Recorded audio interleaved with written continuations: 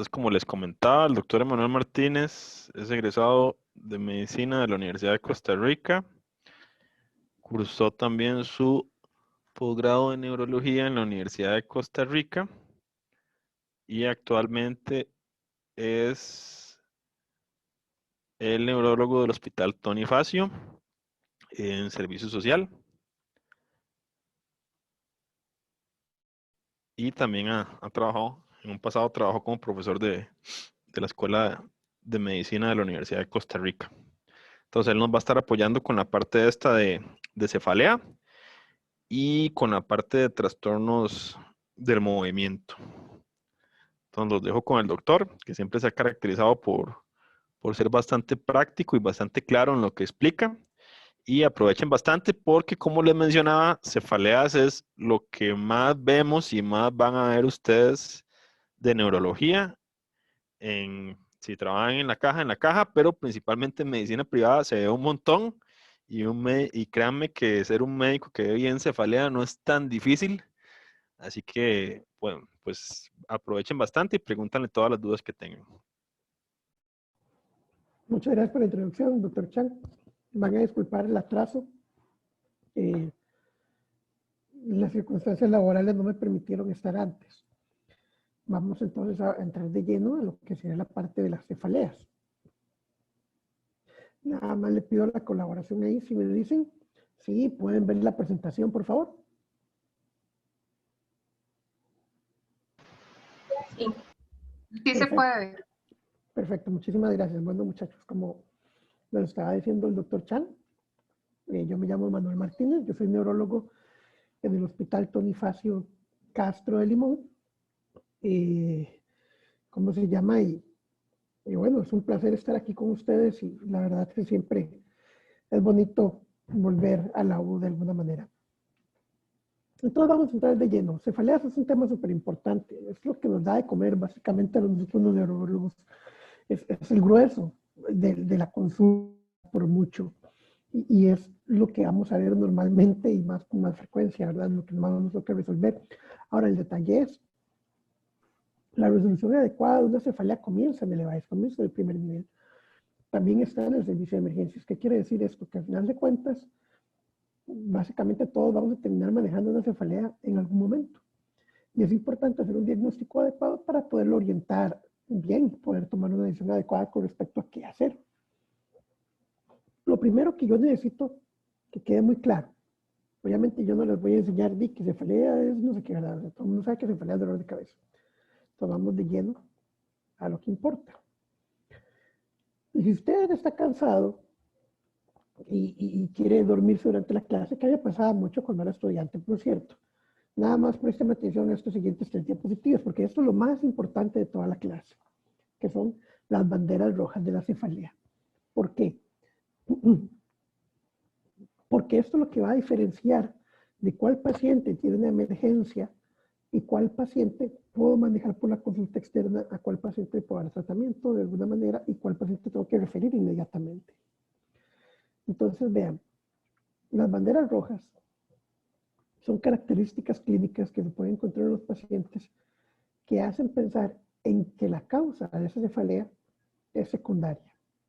O sea, que no es una cefalea primaria, entiéndase migraña, cefalea tensional o una neuralgia, sino que se trata de una causa secundaria, algo que puede poner al paciente en peligro. Entonces, ¿cuáles son estas banderas rojas? Las vamos a ver a continuación. La primera es una alteración al examen físico neurológico.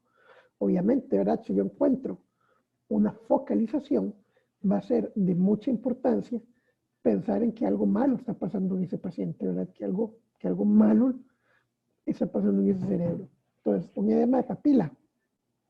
No sé si se acuerdan de sus clases de fisiopato, pero el edema de papila correlaciona con la hipertensión endocraniana. La hipertensión endocraniana típicamente es una cefalea opresiva. Y siempre que nosotros tengamos este hallazgo, hay que pensar en que esa cefalea es por una causa secundaria, por algo que está causando un aumento de la hipertensión endocraniana. Y recuerden que la presión endocraniana está dada por 3 características. La primera, por el parenquima cerebral. La segunda, por la sangre, tanto arterial como venosa, y la tercera por el líquido cefalorraquídeo. Entonces, ¿a qué nos lleva esto?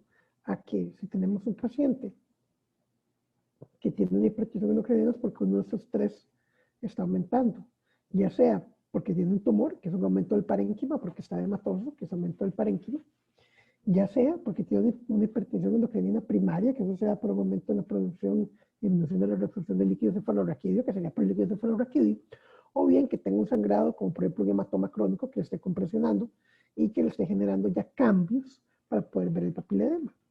Una hemiparesia, por supuesto, que es la focalización más obvia. Tenemos el paciente donde viene con una debilidad en mi cuerpo. Esto siempre tiene que ser pensar en primera instancia si es de manera aguda, o sea, si se presentó de manera aguda en un evento cerebrovascular, ¿verdad? Y que puede estar generando, como se llama, presión, o si, por ejemplo, si es hemorrágico, o si es más bien algo que viene de manera insidiosa, o sea, como subagudo, como que viene de hace varios días y que viene apareciendo y que viene aumentando. Entonces hay que pensar más bien en una neoplasia, ¿verdad? Por supuesto, la alteración de las funciones superiores, hay que considerarlo, ¿verdad? El paciente que tiene alteración de las funciones superiores y que tiene cefalea, hay que pensar que algo malo puede estar presentando. Y obviamente el paciente que tiene una crisis convulsiva asociada a cefalea, obviamente en el contexto no de que presentó una crisis convulsiva y luego le dolió, ¿verdad? Porque eso hace pensar más bien en un periodo postal. Pero si por el contrario tenemos un paciente que venía con cefalea y luego presentó una crisis convulsiva, opa, eso puede ser un tumor perfectamente, puede ser un sangrado perfectamente, puede ser una trombosis de senos venosos perfectamente. Entonces hay que pensar siempre mal cuando tengamos esas dos características, ¿verdad? La cefalea súbita, o sea, que es un paciente que nunca ha tenido y que de repente hace una cefalea súbita. Obviamente hay que pensar que es algo malo, ¿verdad? El paciente que refiere la peor cefalea de la vida, muy asociado a este dolor, es el peor de la vida, con lo que es un sangrado subaracnoideo, la ruptura del aneurisma, una malformación arteriovenosa. Siempre es importante considerarla, siempre es importante buscarla. La trombosis de senos venosos, siempre es importante buscarla.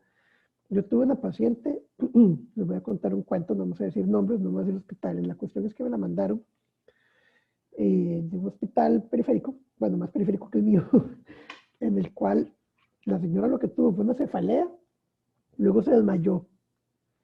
Y ella, cuando llegó al hospital, llegó diciendo que era la peor cefalea de toda la vida. Y el colega que la vio, lo que le dijo fue, no se preocupe, tenga aquí una Voltaren, tas. Si sigue mal mañana, reconsulte, ¿verdad? Entonces, cuando yo escuché esa historia me horrorizo, ¿verdad? Como me la comentaron el día siguiente.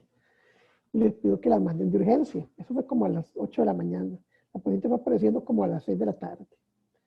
Y obviamente el diagnóstico era una cefalea secundaria, había banderas rojas, y lo que tenía esa señora era la trombosis venosa más grande, de senos venosos más grande que yo he visto en toda la vida.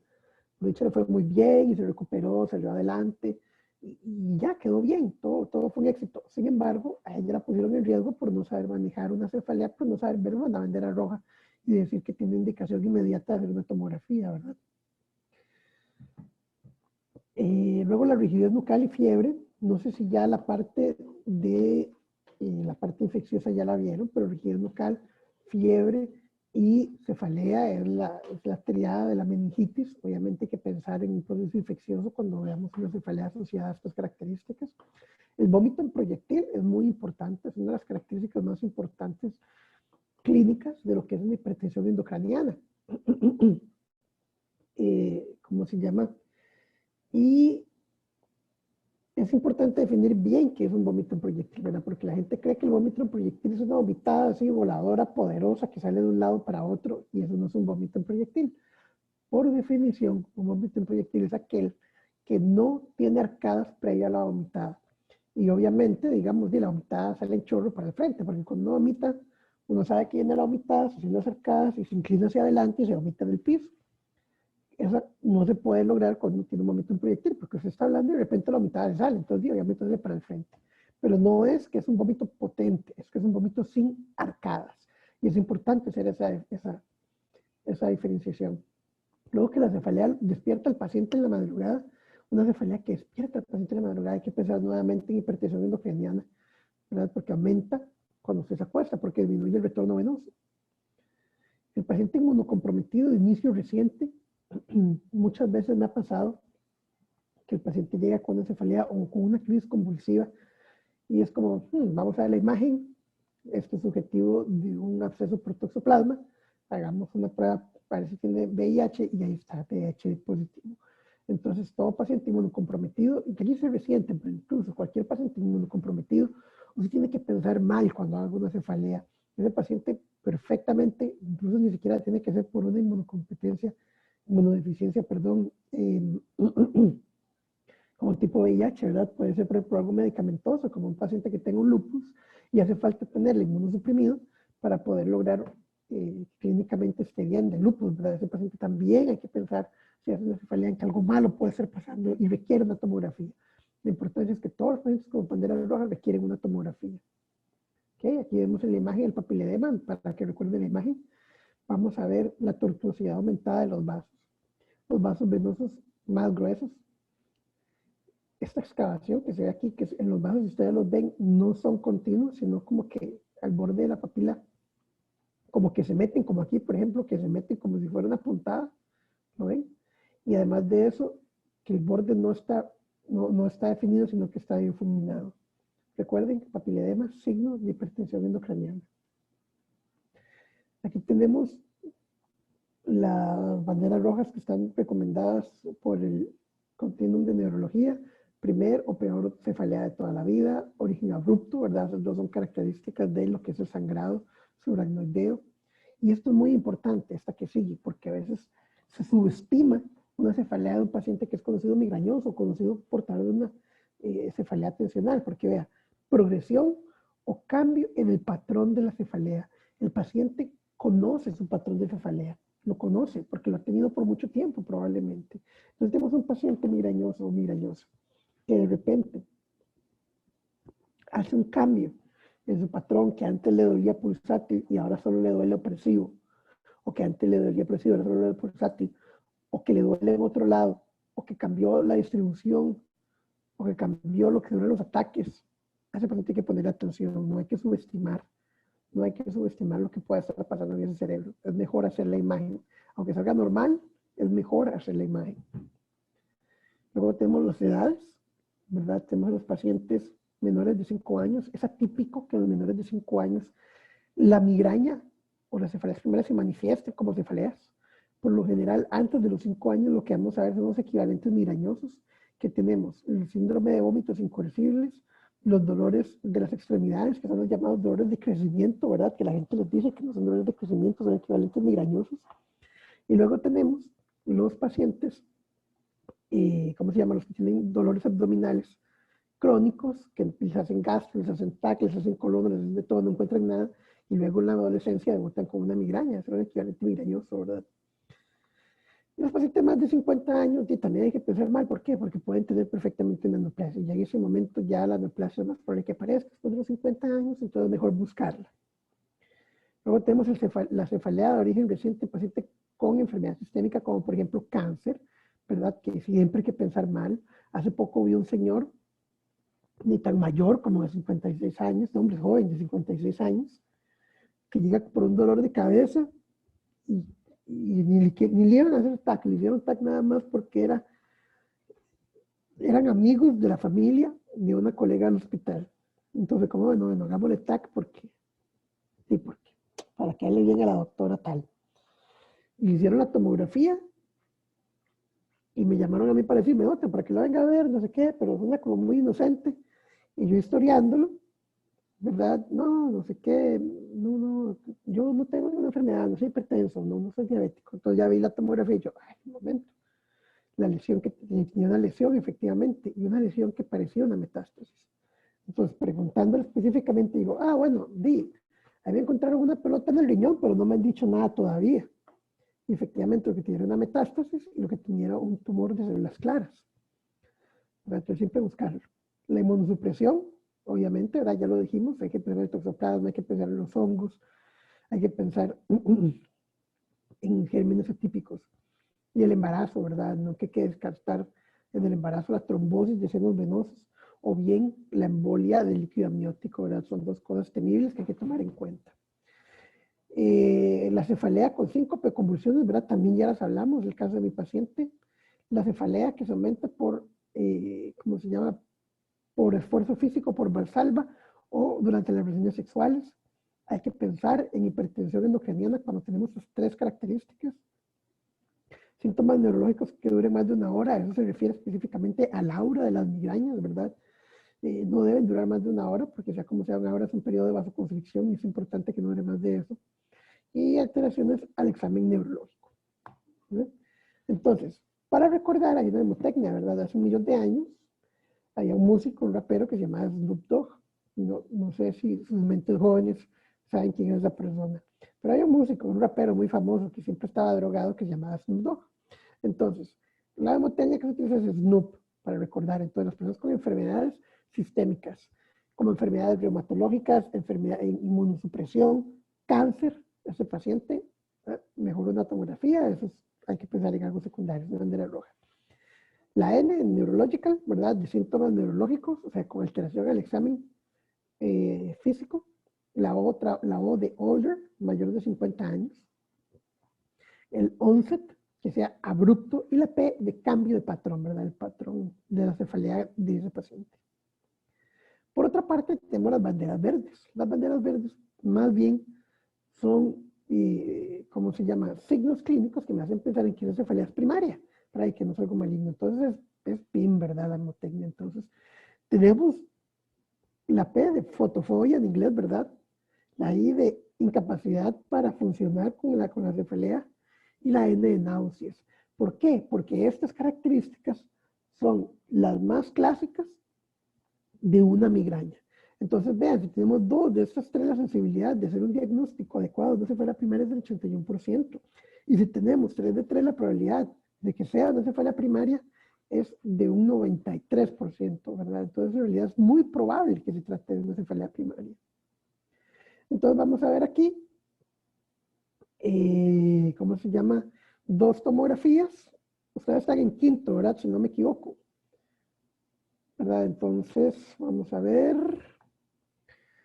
Vamos a ver.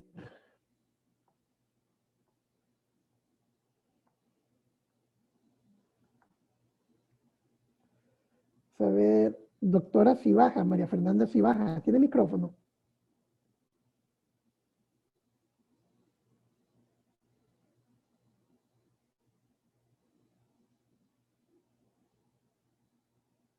Pero mira, ¿Aló?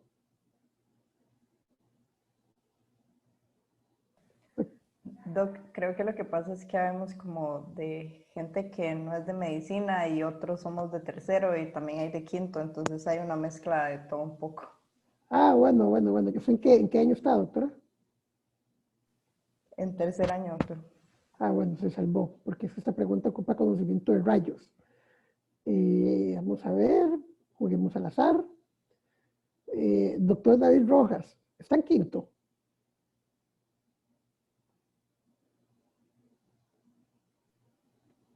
No, señora. Ok. Ah, vea, un tocayo, Emanuel Ni está en quinto.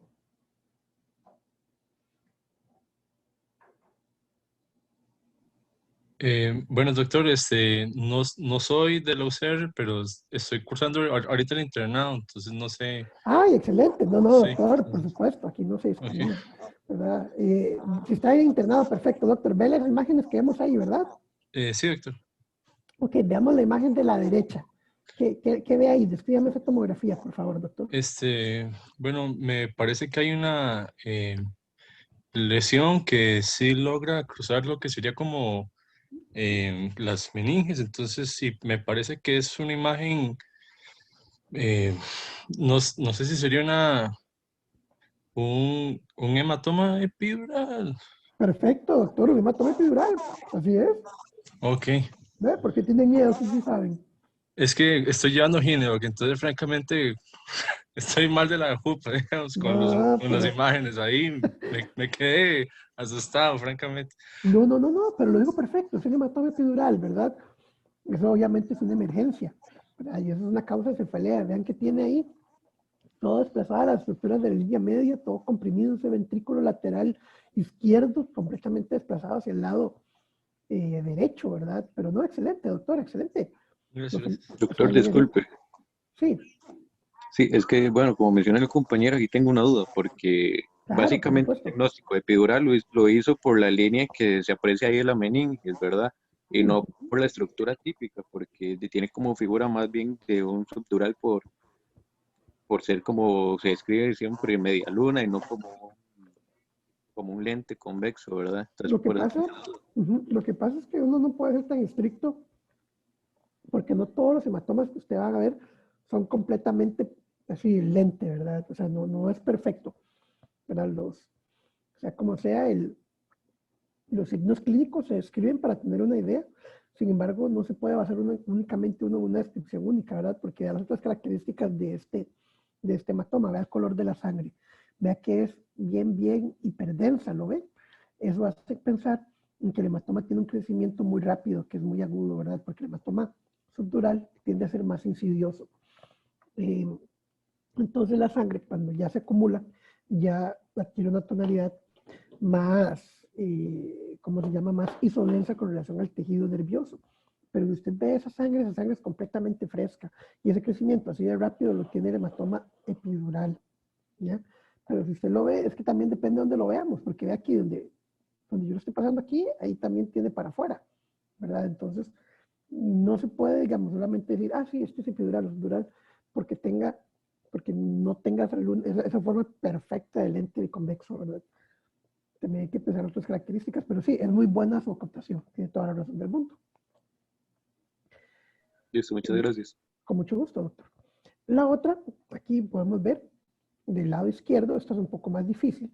Esto que se ve aquí, si ustedes ven este espacio, está la cisterna, y esto debe estar lleno de líquido cefalorraquídeo. Y si recordamos, el líquido cefalorraquídeo tiene que ver, ¿cómo se llama? Hipodenso con relación al parénquima cerebral, pero vean que no, que lo que tiene es un montón aquí como de algo hiperdenso. Y eso hay que pensar inmediatamente, esto tiene que ser sangre. Está en un espacio donde se supone que el líquido cefalorraquídeo, o sea, espacio aracnoideo, entonces esto es una hemorragia subaracnoidea. Por el sitio del sangrado, probablemente ¿cómo se llama? La ruptura de un aneurisma a la cerebral posterior o la comunicante posterior, ¿verdad? Entonces, vean, estos son dos tags de cefaleas muy diferentes, pero que las dos son cefaleas secundarias. Pero las dos se pueden presentar con banderas rojas. Uy, algo hice.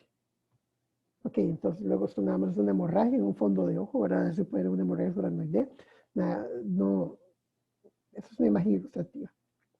Entonces, vean aquí, el 30% de las neoplasias cursan con cefalea, ¿verdad? El 30% de las neoplasias cursan con cefalea. Sin embargo, solo el 1% tiene una manifestación única de cefalea. ¿Qué quiere decir esto? Que si yo agarro a un paciente con un dolor de cabeza, con una cefalea, y de verdad lo reviso, y hago una exploración física adecuada, y hago una entrevista adecuada, solamente el 1%, el 99% yo debería poder detectar que ese paciente tiene una neoplasia, porque va a tener otra manifestación clínica. Por lo general, déficit motores, déficits sensitivos o alteraciones en el comportamiento que haya tenido, ¿verdad? Ahora, obviamente, siempre existe ese 1%. Y por eso, siempre que hay una bandera roja, hay que hacer esa tomografía, ¿verdad? No se puede no hacer esa tomografía. Aquí tenemos, ¿cómo se llama? Otras dos fotografías de focalizaciones neurológicas. Bueno, aquí hay una focalización neurológica y luego tenemos esta otra que es una alteración del examen físico. Podemos ver una arteria temporal completamente tortuosa, inflamada y probablemente dolorosa. Y eso es compatible con una artritis de la temporal. Mientras que de este otro lado, ¿verdad? Vamos a tener un síndrome de Horner, vea que tiene la pupila fija, que tiene el párpado caído, ¿verdad? Lo cual hace pensar una alteración del tercer par, y recuerden que además cursaría con hemianidrosis. Ok, esa es la parte de las cefaleas secundarias. ¿Cuál es la importancia de la cefalea secundaria? Siempre, sin excepción, a toda cefalea que yo le encuentre una bandera roja, le voy a pedir una tomografía.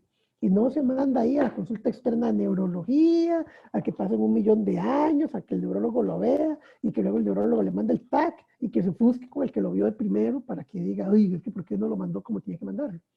O lo manda a la consulta prioritaria y esperando a que llegue la consulta prioritaria y que luego le manden el TAC. No, un paciente con una cefalea asociada a una bandera roja siempre es una emergencia.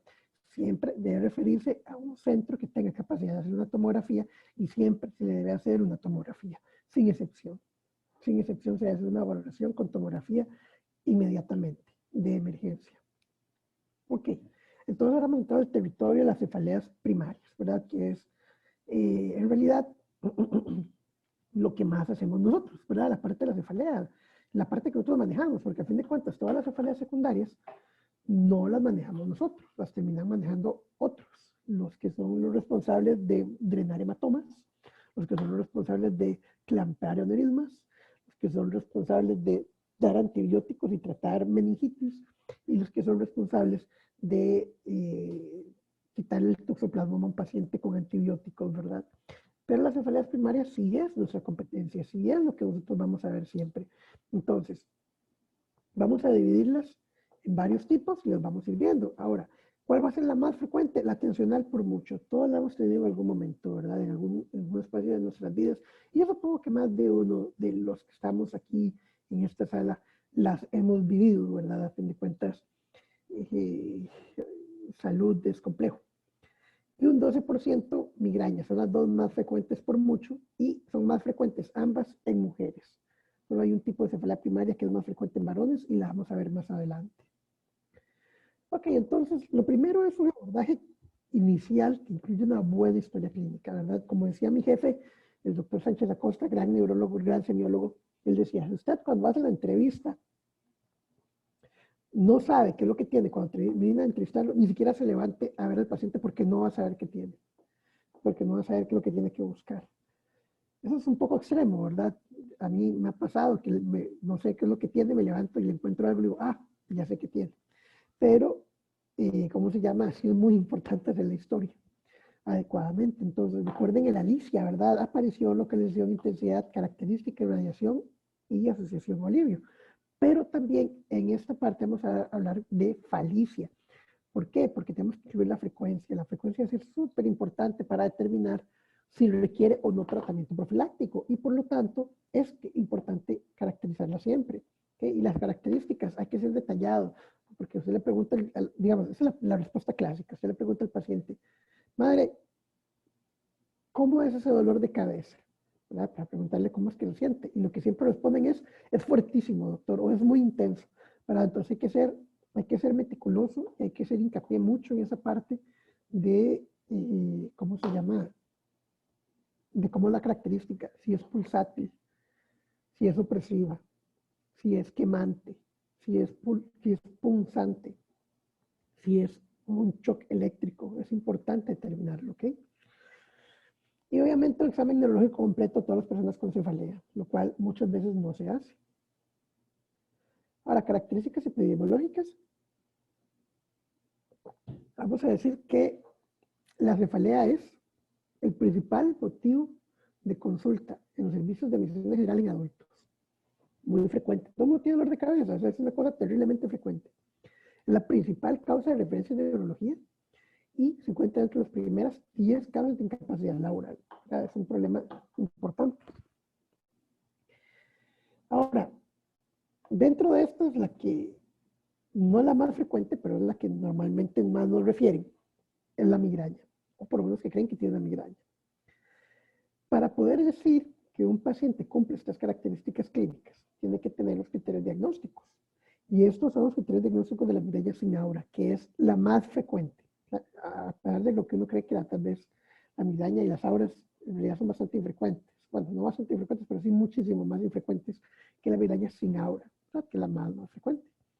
Entonces tenemos el primer criterio diagnóstico, que la crisis tiene que durar entre 4 y 72 horas. Pero obviamente la que no es tratada o la que nada más se le da el tratamiento insuficiente, ¿verdad? O que no respondió al tratamiento.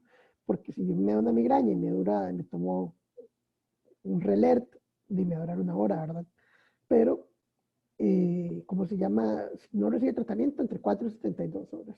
Esas cefaleas que duran semanas, que duran, ¿cómo se llama? Que duran días de días, eso hay que pensar mejor el diagnóstico, a ver si era de una migraña, porque sí, puede ser en estatus migrañoso perfectamente, pero replantéeselo, piensa adecuadamente, trate de los criterios diagnósticos a ver si encaja, ¿verdad? Porque puede ser que sea otra cosa. Entonces, la cefalea tiene que cumplir al menos 2 de las siguientes características. Número 1, que sea unilateral, pero ojo, no solamente porque sea unilateral significa que no le puede doler un lado y luego el otro. Característicamente, más bien, tiende a migrar. Si bien hay gente que la cefalea siempre le duele el mismo lado, digamos, la migraña, por lo general, lo más frecuente es que migre, primero un lado, adelante, atrás, izquierda, derecha, ¿verdad? La característica pulsátil, sin embargo, no es la única característica que puede tener, ¿verdad? Pero lo más característico es que sea pulsátil, como si tuviera, yo les digo, ¿usted siente? No sé, es raro, porque depende, es como, hay que ver culturalmente cómo dice uno, porque en San José, yo siempre, si usted siente como si tuviera un corazón metido dentro de la cabeza, la gente me entendía, ¿verdad? Para que sea pulsátil. Pero aquí, Limón, yo más bien les digo, usted siente como mordiscos, como si hicieran mordiscos, la gente entiende eso como el pulsátil, miras qué curioso. Entonces ella me dice, ah, sí, no sé qué, como los mordiscos, entonces ya sé que es pulsátil lo que me quiere decir. La cefalea es de intensidad moderada o severa. Se agrava por la actividad física y causa rechazo a la misma, pero ojo, no necesariamente es actividad física extenuante, ¿verdad? Pues solo que esa actividad física rutinaria ya causa el rechazo, ¿verdad? Eso tiene que tener al menos 2 de estas características, unilateral, pulsátil, moderada, severa, o que se agrave o que rechace la actividad física. Luego tenemos al menos una de las siguientes características, que tengan náusea o vómitos. Es muy frecuente que tengan náuseas, muy, muy frecuentes. Y que tengan fotofobia y o fonofobia, ¿verdad? Una de estas dos, normalmente las dos. Normalmente tienen náusea, fotofobia y fonofobia. Ahora, vean esto, porque esto hay que tener cuidado. Porque muchas veces me he encontrado pacientes que llegan y me dicen, es que me dijeron que esto no es migraña, porque no me pulsa, porque yo no siento como un corazón, yo no siento como un latido, yo siento que me estripa, ¿verdad? Pero cumple todas las otras características de una migraña. Entonces, hay que ser muy claros, y a la hora que hablamos de los pacientes, aunque no hagan neurología, si trabajan en un EVA, si trabajan en emergencias, van a tener que enfrentar y decir, no, es que esto sí puede ser migraña, pues de tal, porque como igual cumpliría criterios diagnósticos, porque igual puede ser unilateral, o digamos que es global, pero igual se agrava por la actividad física rutinaria y es una intensidad moderada, y cumpliría criterios, ¿verdad? De igual manera. Tal vez no sea clásica, pero igual cumpliría criterios. Entonces es importante tomarlo en cuenta y no rechazar el diagnóstico porque no le falta algunas de las características. Ok, ahí tenemos las mismas según el continuum. Eso es más que todo para valorar, ¿cómo se llama? ¿Cuáles son las más importantes, verdad? 5 ataques de 472 horas, unilateral y pulsátil. Son las características más frecuentes y por lo general vamos a ver. Aquí tenemos los criterios diagnósticos de la migraña, ¿cómo se llama? Con aura. Básicamente son los mismos, solo que hay que tomar en cuenta las auras, ¿verdad? Ahora, aquí viene una hablada larguísima de qué es una aura y no sé qué, pero eso no me interesa tanto. O sea, lo que yo necesito que ustedes recuerden de qué es un aura es cuál. Ok, ahí me rayaron la presentación. Cualquier característica clínica, o sea, como un síntoma neurológico que puede ser positivo o negativo, entiéndase, que puede ser que sea un síntoma asociado, o más bien que sea una pérdida de la función, que puede ser visual, sensitiva o de alteración del lenguaje. ¿Ok? Entonces, por ejemplo, visual, positivo, un espectro de fortificación. Ahora vamos a ver más adelante qué es. Visual, negativo, un escotoma central.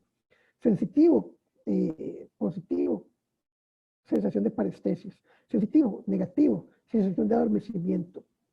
Y el lenguaje, más que todo que hagan afasia, ¿verdad? Es lo más frecuente. Las auras tienen que durar entre 5 minutos y 60 minutos. Más de 60 minutos hay que tener cuidado de la prolongación que está teniendo esa aura, ¿verdad? Es importante tenerlo en cuenta.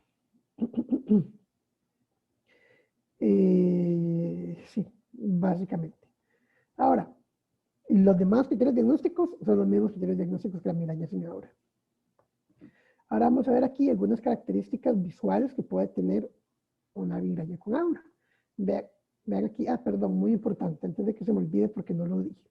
El aura es una manifestación clínica que ocurre antes de la aparición de la cefalea, como que le ves al paciente que ya viene la cefalea, ¿verdad? Puede durar entre 5 minutos y 1 hora y, ¿cómo se llama? No siempre se tiene que preceder de la cefalea, pero es lo más frecuente.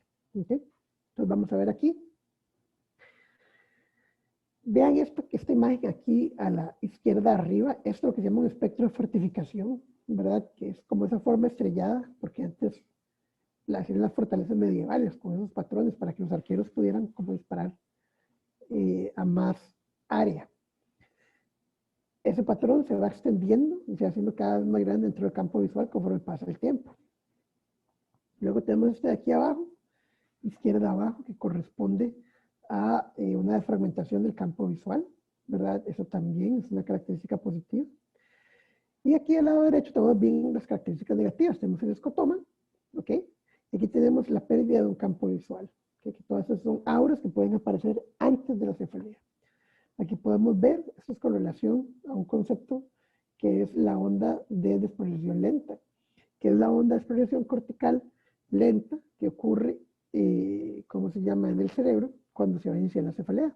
Entonces, de hecho, la primera persona que lo escribió en sí mismo y describía que el aura iba avanzando en su intensidad a una velocidad determinada y de hecho la descubrió viendo a sí mismo y viendo el reloj de si de verdad esa era, ¿cómo se llama?, la velocidad correcta. Y luego se corroboró por estudios fisiológicos. Muy en el futuro, ¿verdad? Entonces, bueno, esto ya lo vimos, ¿verdad? Como dijimos, solamente la minoría de los pacientes tiene, ¿cómo se llama?, tiene el aura, solo un 30%, ¿ok? Y 3 milímetros por minuto es lo que dura la expansión del aura, ¿verdad? Ahora, vamos a hablar de una parte muy importante y es de los factores desencadenantes de la migraña. ¿Por qué? Porque la parte del tratamiento de estos pacientes no solamente involucra lo que es el tratamiento, sino también la educación es muy importante. Entonces, hay ciertas características, ciertas conductas que pueden aumentar la probabilidad de que un paciente le dé cefalea. ¿Okay? Entonces, ¿cómo se dice? Para evitar que eso pase, hay que educar al paciente y hay que enseñar al paciente qué es el problema, cómo tratar de evitarlo y tratar de ayudarle para que no busque situaciones en las cuales pueda tener más bien aumento de las crisis. Entonces tenemos, la primera es el ayuno. Y el ayuno, el paciente con migraña tiene que comer ahora, si tiene que ser estricto con sus horarios de comida, porque el ayuno promueve la aparición de la migraña. Ciertos alimentos, como los nitritos, los glutamatos o la tiramina, ¿verdad? Los alimentos con nitritos, como por ejemplo, ¿cómo se llama? Los alimentos enlatados, o los alimentos como los toast y las tronaditas y esas varas, ¿verdad? Los productos con glutamatos, como por ejemplo la comida china, ¿verdad? Todo lo que tenga Hinomoto, ¿verdad? El Hinomoto en realidad se llama como glutamato de no sé qué. Entonces los productos pueden generar cefalea. Y los alimentos con tiramina, ¿verdad? Siempre recordemos que los alimentos con tiramina, vamos a recordarlos como los alimentos de la cena fina, para que es el queso maduro, el chocolate oscuro y el vino tinto. Luego tenemos estos medicamentos como los que modifican la producción de óxido nítrico, ¿verdad? Como por ejemplo, ¿cómo se llama? El sildenafil. El consumo de alcohol, obviamente el guaro es malo para todo, el guaro día es malo en general, la verdad. El estrés, la falta de o exceso de sueño, lamentablemente si el paciente migrañoso duerme mucho, hay migraña, y si duerme poco, hay migraña, entonces hay que educarle a dormir adecuadamente. El doctor Chang, de hecho, cuando no sé si ya les dieron la clase de los grandes síndromes neurológicos, pero cuando el doctor Chang les dé la clase, pregúntenle, el doctor Chang es el único neurólogo de este país que tiene una especialidad además en lo que es neurología del sueño. Entonces pueden preguntarle con respecto a cuánto es lo que cada paciente debería dormir, ¿verdad? Depende de la edad y hay cuadros para poder delimitarlo. Luego, los ejercicios extensos, ¿verdad? Yo siempre decía, por ejemplo, Dios mío, ¿cómo se llama esto? Que son así como ejercicios locos y que la gente se lesiona. CrossFit, ajá, el CrossFit, sí, digamos que el CrossFit podía más bien aumentar, ¿verdad? La cefalea. Y luego un estudiante me dijo una vez, doctor, pero es que yo hice CrossFit un tiempo y el tiempo que estoy con CrossFit nunca he estado mejor de la migraña que hace entonces. Entonces ya ahí me limpió un poco. Pero, ¿cómo se llama? Y la recomendación es que los ejercicios no sean extenuantes, ¿verdad? Luego la fatiga produce, ¿verdad? Y también la cefalea asociada a la menstruación que se llama catamenial. ¿Okay? Que la migraña catamenial está en relación con los cambios hormonales durante la menstruación. Entonces, ¿esto para qué se lo decimos al paciente? Porque es importante que el paciente lleve un diario de migrañas, para que ese paciente sepa qué cosas le desencadena la migraña, porque esto no es igual para todo el mundo.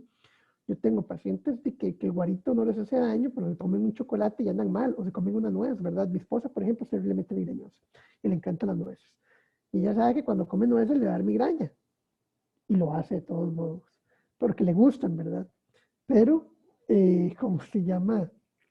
La idea es educar al paciente para que trate de evitar circunstancias que le generan la cefalea, ¿verdad? No es que todo esto le va a dar cefalea a todo el mundo. Pero hay que educarles para que ellos sepan. Y el diario de migrañas, que pongan ahí en un diario, bueno, un cuaderno, una hoja, en cualquier bar, donde ellos ponen ahí, digamos, martes 6, cefalea migrañosa, tanto tiempo de duración, ¿qué hice diferente ayer o hoy que me pudo haber desencadenado esa migraña? Ok, me comí unos tronaditos porque estaban sabrosos y no pude evitarlo. O hice ejercicio extenuante, o ayer dormí poco, ¿ok? Para ir sabiendo cuáles son los factores desencadenantes específicamente de cada paciente, ¿ok? Luego tenemos esa otra botella que es SIDS, para semillas, que son lo que yo le digo, las medidas de higiene de la migraña, entiéndase. Medidas que hay que tomar en cuenta en todos los pacientes migrañosos para disminuir la posibilidad de que aparezcan las cefaleas, ¿verdad? Entonces, la primera, la S es Sleep Hygiene, higiene del sueño, ¿verdad? Que sea la cantidad correcta de horas. Luego, la primera E, que son horarios de comida, ¿verdad? Que habíamos dicho previamente que son muy importantes. La segunda E son regímenes de ejercicio, ojo de nuevo, que no sean extenuantes, ¿verdad? Que no sean extenuantes. La D, tomar agua. Es muy importante que el paciente migrañoso se mantenga hidratado. Es clave que el paciente migrañoso se mantenga hidratado. De lo contrario, es muy probable que haya problemas. Y la reducción del estrés. Obviamente, esto no se puede hacer en cualquier circunstancia. Por ejemplo, todos ustedes que estudian medicina. Entonces, vean, higiene del sueño. Mañana hay examen de fisio. Ay, maldita sea. Tengo que estudiar tanto. Mentira que no tiene higiene del sueño, ¿verdad? Ahí. Regímenes de comida. Doctor, a él, el compañero que ya era interno. Doctor, me va a decir que se va a ir a comer y los residentes no están comiendo y usted que es interno cree que se va a ir a comer, ¿verdad? Los regímenes de ejercicio. Ya, es difícil, ¿verdad? Sacar tiempo. O sea, yo no estoy gordo porque tengo tiempo para hacer ejercicio, ¿verdad? Estoy gordo porque no hago ejercicio. Tomar agua, bueno, eso uno siempre debería poder andar la botellita de uno, eso no hay excusa. A mí me costó aprender, pero ya aprendí. Tuve que irme a venir al limón para aprender, pero ya aprendí. Es importante. Y la reducción del estrés, pues también es complejo, ¿verdad? Las personas dependen del estilo de vida que llevan. Entonces, ¿cómo se llama? A fin de cuentas, esto es muy bonito, pero a veces es muy fácil decirlo y muy difícil ejecutarlo. De igual manera es importante, ¿cómo se llama? Educar al paciente. Luego tenemos la parte de los remedios, ¿verdad? Que todo el mundo quiere saber sobre los remedios. ¿Por qué? Porque, oigan, siempre que veo esta diapositiva, veo esto aquí, caramba, repino escrito con C hasta que me da el yello. ¿Por qué? Porque es lo que le van a preguntar, ¿verdad? Porque la gente cree que cuando uno estudia medicina ya uno es especialista en todas las especialidades del mundo. Entonces, usted estudia medicina, y es que vieras que yo no sé qué, y esperan un consejo clínico de una vara así, que uno se queda como, sí, ¿verdad? Que recuerdo así, que uno, le pasa a uno, ¿verdad? Entonces un especialista que le pregunta a alguien, uno como, no, pero es que yo solo sé ver cerebros, ¿verdad? Entonces, a la gente le gusta saber de remedios para poder recetar y decir, sí, dile tal cosa. ¿Verdad? Entonces, lo primero y más importante a la hora de hablar del tratamiento de la migraña es el tratamiento preventivo. ¿Por qué? Porque esta va a ser la clave para lograr, ¿cómo se llama? Un adecuado control de las migrañas, ¿verdad? Entonces, ¿Cuál es el objetivo? No es curar la migraña. Recuerden que ninguna cefalea crónica se cura. Todas las cefaleas crónicas son crónicas porque son crónicas y no se curan, ¿verdad? Pero la idea va a ser controlar los síntomas, así como una controla, ¿cómo se llama? La hipertensión o controla la epilepsia, también tiene que tratar de controlar la cefalea. Entonces, ¿cuál va a ser el objetivo? Reducir a más del 50% la frecuencia de las crisis, la intensidad de las crisis y lo que duran estas crisis. ¿Okay? Entonces, ¿a qué paciente yo le voy a iniciar tratamiento farmacológico? Paciente que tenga de 2 a 3 ataques al mes o más.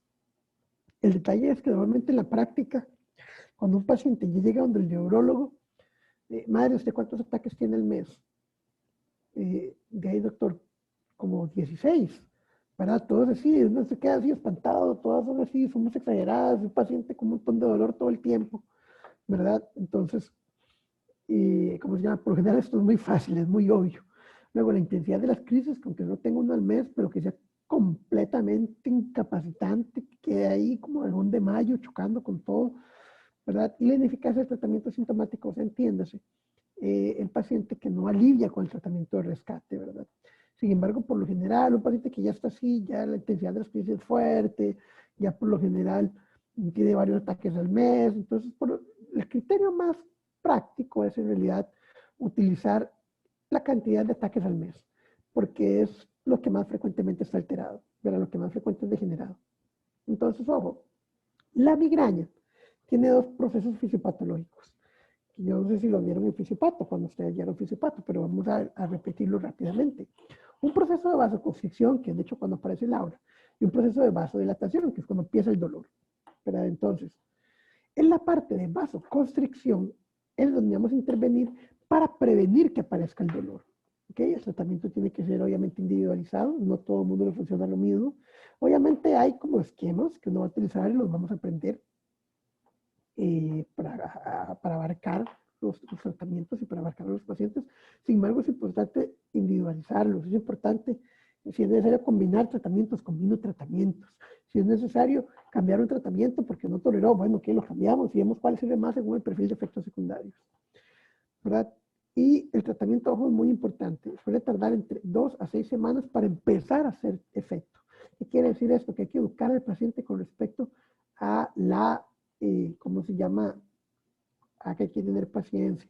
O sea, se no puede pretender que ya hoy me tomé por primera vez el remedio y ya mañana voy a amanecer bien. No. Entonces hay que educar al paciente para hacerle notar que hay que tener paciencia, que esto no va a funcionar ya, que lo vamos a ver más o menos funcionando dentro de un mes, para que no desespere, para que no crea que como no me lo tomé por 1 semana y no vi mejoría, entonces yo dejo esta cochinada porque no me sirvió, ese doctor sí no sabe nada. ¿Verdad? Hay que educar al paciente que no va a ser mágico, que hay que dar un chance, que hay que dar un espacio. ¿Okay? Y que hay que mantener la administración por al menos 3 a 6 meses. Esto es más o menos cierto, porque la verdad es que hay muchos pacientes que requieren el tratamiento eternamente, pero que nunca se les va a quitar la cefalea a menos que tengan tratamiento crónico. Hay pacientes a los cuales usted les da por un periodo de tiempo y luego ya lo puede quitar y todo bien, pero hay muchos que lo van a comprar para toda la vida. Ok, ahora con respecto a los tratamientos. Aquí subrayados, vamos a ver los pacientes, los medicamentos que de verdad tienen evidencia en el uso profiláctico de la migraña preventiva. Vamos a dividirlos en los siguientes grupos farmacológicos. Los mediadores de receptores beta, los antagonistas de canales de calcio, las drogas antiepilépticas y los antidepresivos.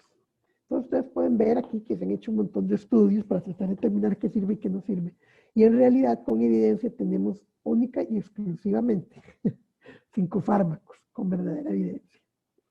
Entonces, en la categoría de lo que son los beta-bloqueadores, vamos a tener que los que de verdad funcionan son el propanolol y el timolol. Ahora, ¿cuál tenemos a la mano aquí en la caja? Propanolol. Y de todos modos, los estudios lo que dicen es que es mejor propanolol que timolol. Entonces, todo bien, podemos utilizarlo, pero vean las dosis. Es muy importante pegarse las dosis adecuadas. Vean, de 80 miligramos a 240 miligramos. Entonces, un montón de veces yo recibo un montón de referencias, ¿verdad? Los colegas de los EVAIS que llegan y mandan un paciente y me dicen, ¿cómo se llama? Paciente con tratamiento por migraña, no respondió a los medicamentos de primer nivel, favor valorar, como si no fueran los mismos medicamentos que yo voy a utilizar que pueda mandar el médico general, pero no importa, porque yo soy el neurólogo y yo lo veo, pero llega la dosis, ¿verdad? Llego yo a fijarme, propanolol 10 miligramos en la mañana. Ay, no, es que tal vez le sirva a un pájaro, no a un humano, y menos a un adulto. Entonces, siempre es importante la dosis adecuada, de 80 a 240 miligramos.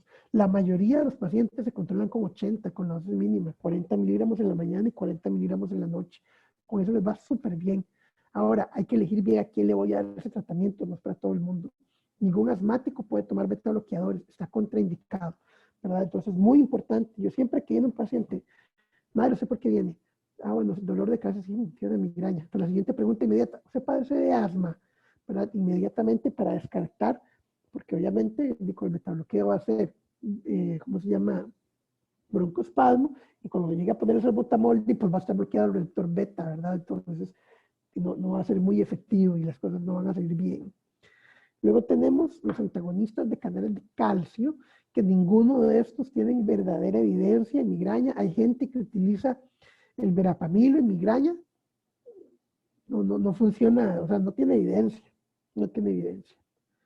Luego las drogas antiepilépticas, básicamente hay dos que tienen verdadera evidencia con respecto a el uso para control de la migraña. El primero es el valproato, que en Costa Rica se llama Epival, y el segundo es el topiramato, que si no me equivoco, Topamax todavía está en el país. A mí topiramato no me gusta usarlo nunca, honestamente. Hay mucha gente que usa topiramato en lo privado porque qué caché dejar un tratamiento que la caja lo tiene restringido, ¿verdad? Pero la verdad es que, sí, perdón. ¿Aló? Ok. Pero el topiramato a mí en particular no me gusta utilizarlo a menos que de verdad no tenga otra opción, porque genera demasiadas complicaciones cognitivas, demasiada lentitud, eso, ¿cómo se llama? Ponente bradicíquico, disminución de la capacidad de procesamiento de información, disminución de la memoria a corto plazo, alteración de la atención, ¿verdad? No es el fármaco que yo quisiera, digamos, que me dieran a mí.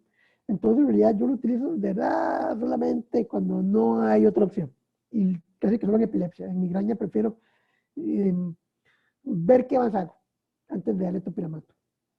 Luego tenemos el valproato, excelente fármaco, es súper incisivo, pero ojo las dosis de 250 a 1500, ¿verdad? O sea, llega un paciente con una pastilla en la noche que es 250, es que no le sirvió, pero entonces vale la dosis, le puede durar hasta 1500, que son 2 pastillas 6 veces al día, ¿verdad? Entonces, no hay que tener miedo de utilizar los fármacos si se sabe utilizarlos. Es importante saber utilizar los fármacos. Ahora, de nuevo, no a todo mundo le sirve este medicamento, no a todo mundo hay que dárselo. ¿A quién yo quiero evitar darle el valproato específicamente? A todas las mujeres jóvenes. ¿Por qué? Porque los efectos secundarios del valproato, el perfil de efectos secundarios más frecuente, afecta mucho a las mujeres jóvenes y complica lo que es la compliance del medicamento. El primero es la pérdida de cabello, ¿verdad? Nadie se quiere quedar calvo, pero las mujeres tienden a despreciar eso aún más que los varones. Yo es que si me quedo calvo me rapo para verme rudo. Y luego, lo otro es el aumento de peso, ¿verdad? Y que si es una paciente que ya de base, digamos, tiene un sobrepeso, tiene una obesidad, darle esa pastilla que más bien le va a empeorar eso, tal vez no sea la idea más sabia. Y lo otro es que si queda embarazadita, la probabilidad de que tenga una malformación en el cierre del tubo neural, porque es antagonista del metabolismo del ácido fólico, es de 1 en 10, inaceptablemente alto. Entonces, ¿cuál paciente está en riesgo de quedar embarazada? Todas las mujeres jóvenes están en riesgo de quedar embarazadas.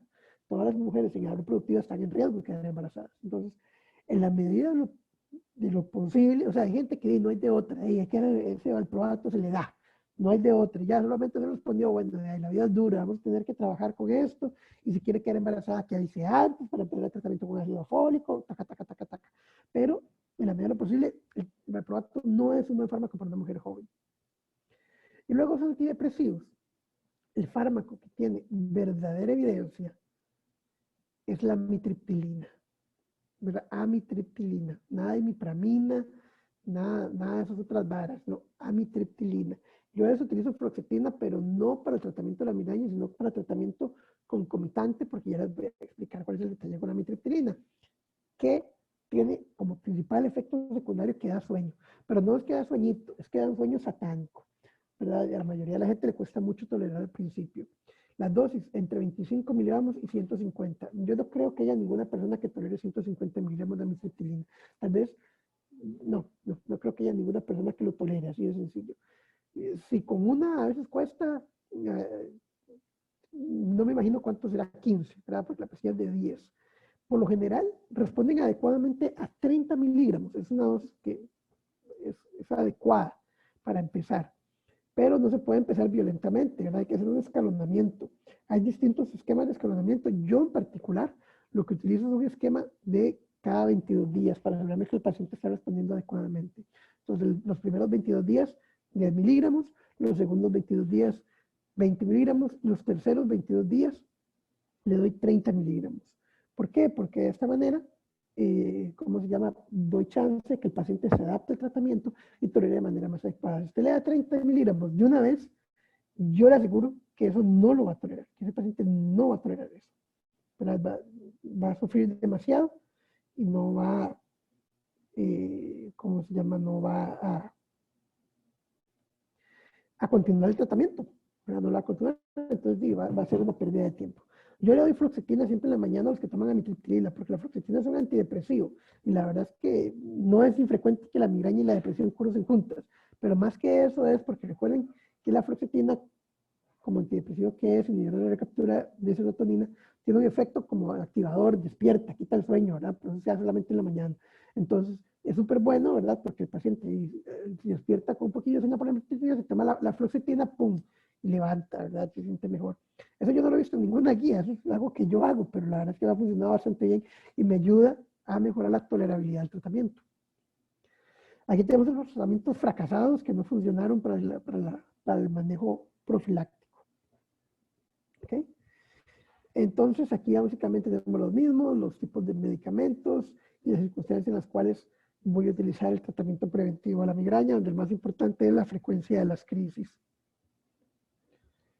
Entonces, principios generales del tratamiento preventivo. Número 1, empezar con dosis bajas y aumentarla progresivamente, ¿verdad? Esto es para mejorar la compliance del paciente al tratamiento. Hay que utilizar ensayos adecuados de 2 a 3 meses, nada de que en 15 días no me sirvió, entonces voy a tomar esa cochinada, ¿no? Hay que buscar al paciente para decirle que tiene que tomarlo adecuadamente, ¿verdad? Para el tiempo adecuado. Evitar medicamentos que interactúen o que tengan contraindicaciones en ese paciente en particular. Hemos hablado de las contraindicaciones de los pacientes con todos los grupos de medicamentos. Perdón, se me olvidaba una contraindicación de la amitriptilina. Hay que tratar de evitarlo en los adultos mayores, porque los adultos mayores tienden a dar retención aguda de orina. Entonces hay que tener un poco de cuidado por eso.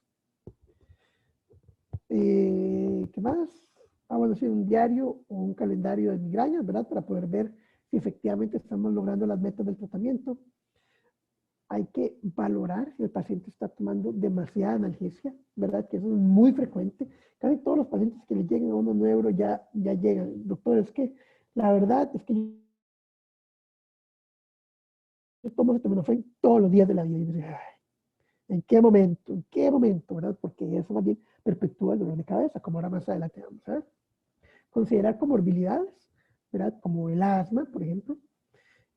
Considerar la combinación de medicamentos de pacientes refractarios. Esto es súper útil para combinar los medicamentos cuando ya fallaron individualmente. Vieras que usted diga, es que ya eso yo lo tomé y falló. No importa, lo vamos a combinar con este otro para ver si ya logramos obtener el efecto adecuado, ¿verdad? Y empezar una disminución del tratamiento, intentarlo por lo menos cuando ya la cefalea está completamente controlada. Ahora vamos a hablar de lo que es el tratamiento sintomático, el tratamiento de rescate, ¿verdad? Cuando, digamos, vamos a dar el tratamiento al paciente que tiene la cefalea aguda en ese momento. No es a todo el mundo que hay que darle siempre tratamiento analgésico. Solamente se deberían tratar las migrañas severas o muy severas. Las moderadas o leves no deberían recibir tratamiento, precisamente porque eso conduce a la cefalea asociada a medicamentos.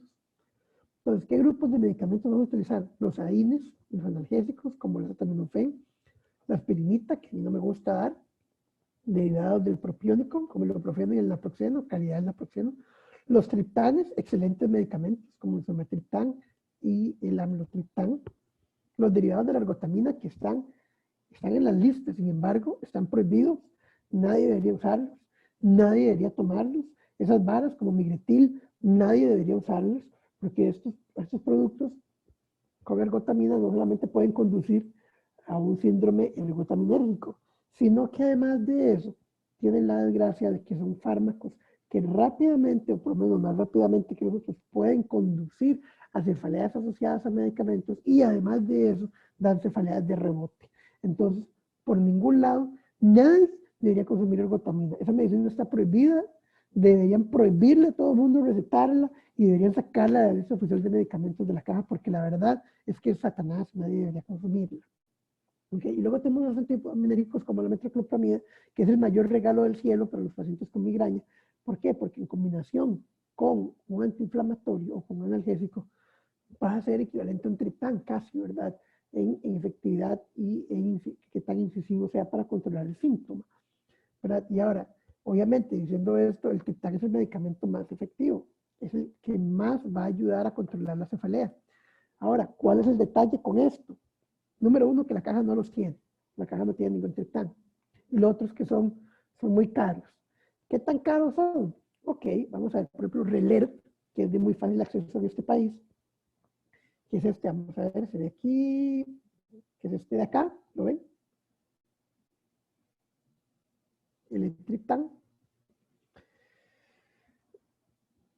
Esa caja que ustedes vieron ahí cuesta como entre 15,000 y 17,000 colones. Y cuando uno la abre y se da cuenta que la caja trae solo 2 pastillas, se da cuenta que cada pastilla cuesta como 8,000 colones. Ahora, ¿es efectivo? Es súper efectivo. ¿Cuál es la manera de tomarlo? Se toma una pastilla STAT y si en 4 horas todavía le duele la cabeza, se toma la otra. Pero la mayoría de las crisis se abortan con solamente uno. Si un paciente que puede comprar el medicamento tiene un estatus migrañoso, el Relert le va a ayudar mucho. A menos que sea cardiópata, no se puede utilizar en cardiópatas, ¿verdad? Eso es importante. Es un vasoconstrictor, si es un cardiópata, le hacen una angina, ¿verdad? Pero son excelentes fármacos, ustedes son muy caros y la caja no los tiene. Entonces, nos deja con las otras opciones, ¿verdad? Entonces, el detalle es que las otras opciones hay que darlas a, ¿cómo se llama? A dosis adecuadas, ¿verdad? Siempre, todos estos analgésicos hay que darlos en compañía de la metoclopramida. Siempre, la metoclopramida es de 10 miligramos, la pastilla, la ampolla también es de 10 miligramos y cuando se dan ampollas se puede repetir 30 minutos después, otros 10 miligramos. Yo por lo general les clavo 20 de una vez, pero ojo, muy importante, recuerden que la metoclopramida está contraindicada en todos los pacientes menores de 15 años. Les voy a contar un cuento. Hace como 4 meses llegó una chica a emergencias que la estaba mandando por crisis convulsivas, ¿verdad? Pero entrevistándole lo que tenía ese tiempo eran cefaleas y que luego empezó ahí con varas raras, el cuello todo torcido, todo tieso, la muchacha ahí con toda la jupa caída, ¿verdad? Entonces yo, qué raro, porque es que esto no es una crisis convulsiva, puede ser una pseudocrisis, ¿verdad? Porque ya mantiene la conciencia y todo. Le hicimos el electroencefalograma y no, todo normal. Yo, no, madre, es que eso no fue una crisis convulsiva. Y me dice, bueno, sí, es que eso pasó después de que fuimos al hospital por el dolor de cabeza y le recetaron esto y veo yo metoclopramida. Ay, no. Obviamente la chica lo que estaba haciendo era un síndrome dopaminérgico. Entonces está toda tiesa, ¿verdad? ningún digamos, este medicamento no se debe utilizar nunca en menores de 15 años. ¿Ok? Porque pasa eso. Le gusta toda tierra, ¿verdad? Y la pobre chiquilla. Entonces, vean las dosis correctas. Paracetamol. El paracetamol de la caja es de 500. Entonces, tomas un acetaminofén, eso no va a funcionar nunca, ¿verdad? Mínimo 2 en compañía de metoclopramida. Aspirina, la aspirina de la caja es de 100. Entonces, tomas una aspirina, eso no va a funcionar porque las mínimas 500. Ahora, 5 aspirinas es una vara satánica, ¿verdad? Yo por eso nunca digo que den aspirina porque va a dar demasiada gastritis, ¿verdad? Genera mucha dispepsia, es muy difícil tolerar ese medicamento. El naproxeno sódico, buen medicamento el naproxeno, es de mis fármacos favoritos. Sin embargo, la dosis vean de 500 a 1 gramo. El detalle es que cuánto son pastillas. Depende, por ejemplo, hay una pastilla que se llama Pronol, que es de 500, entonces funciona bien. Pero, por ejemplo, la Alif, sí, Alif, si no me equivoco, que también es naproxeno, ese es de 250. Entonces no va a ser suficiente, ¿verdad? Ibuprofeno, la caja es de 400. Y además de eso, yo he escuchado a muchos colegas, bueno, escuchando parientes que me dicen, es que el doctor de la caja lo que me dijo fue que me tomaron una Dorival. O sea, la Dorival es de 200, ¿verdad? Entonces, no vamos para ningún lado tomando nada más eso. Tiene que ser dosis adecuada. Dan que mínimo 2, ¿verdad? Porque de 600 a 1200. El ketorolaco, lastimosamente, la institución no lo tiene, pero es un buen fármaco, ¿verdad? El otro que tiene la institución es el diclofenaco sódico, también conocido como Voltaren, ¿verdad? En nuestro medio. Funciona bastante bien, obviamente en combinación con la metoclopramida.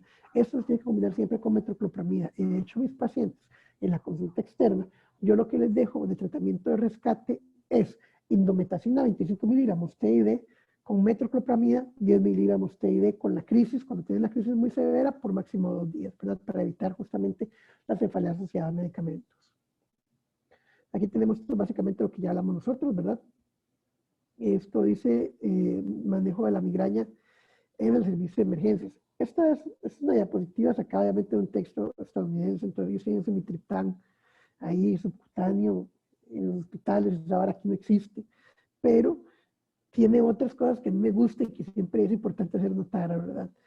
El antiemético, esta parte aquí, esto es un poco antiguo, entonces dice ergotamina, ya sabemos que no, pero el antiemético es importante, pero vean los neurolépticos, y esa parte es muy importante porque muchas veces dejan por alto los neurolépticos, y verás que sí ayudan, ¿verdad? Especialmente la clorpromacina, excelente fármaco para tratar las migrañas que no están respondiendo, sin embargo tiene una desgracia muy grande, y es que solamente la puede mandar el psiquiatra, y busca un psiquiatra para que le haga esa receta del servicio de emergencias, ¿verdad? Es difícil, ¿verdad?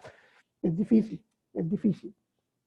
Los psiquiatras de ahí, es que no es la patología de ellos, entonces es como un poco raro cuando uno les pide y ellos se quedan como un poco extrañados, pero es porque esa medicina les hace bueno, ¿verdad? El ketorolaco, el magnesio, súper bueno el magnesio para una cosa en particular, es para tratar la fotofobia y la fonofobia. No le va a ayudar mucho para el dolor de cabeza, pero le ayuda para la fotofobia y la fonofobia. Entonces ayuda para la sensación de malestar en general, ¿verdad? Que tiene ese paciente. El valproato se puede dar IV, no tiene mucha evidencia, igual la caja no lo tiene. Los esteroides de dexametasona, pero ojo, de 10 miligramos a 24 miligramos. ¿Y cuánto es la ampolla de dexametasona? 4 miligramos. Entonces, no es una ampolla, no va a ayudar mucho. Ahora, la dexametasona no es que funciona tanto para la parte del dolor inmediato, pero ayuda a prevenir a que el paciente le dé una cefalea de rebote. Entonces, ¿cuál es la combinación que yo utilizo para el paciente que viene con una migraña satánica, en estatus migrañoso, que llega al servicio de emergencias, que ya le dieron de todo y estamos fracasando en el manejo de este paciente? Primero lo hidrato un poco, 500 cc de solución fisiológica, obviamente teniendo en consideración que si el paciente es cardiópata y tiene una fracción de eyección, ahí como, yo no sé, 10%, pues esta parte omita, la verdad. Y los 500 cc le van a llenar los pulmones. Luego, le pongo metoclopramida, 20 miligramos IV, lo puedo repetir en caso de que sea necesario. Le pongo sulfato de magnesio, 2 gramos, le pongo dexametasona, 8 miligramos, y el fármaco que yo utilizo normalmente es metamisol. Es el fármaco que por lo general utilizo, que la hace de 500 miligramos la ampolla, y la respuesta tiende a ser excelente. El metamisol se puede sustituir por Voltaren, diclofenaco, no hay ningún problema. El problema es que sí es restringida en las farmacias actualmente lo que es dar Voltaren con dexametasona, porque por muchísimo tiempo se hizo mucho uso de esa combinación. Ok, luego tenemos la cefalea tensional. Bueno, todo eso fue migraña. Luego tenemos la parte de lo que es la cefalea tensional. Básicamente es la cefalea necia, ¿verdad? Que puede durar incluso semanas. Las episodios duran 30 minutos a 7 días, a veces incluso un poco más.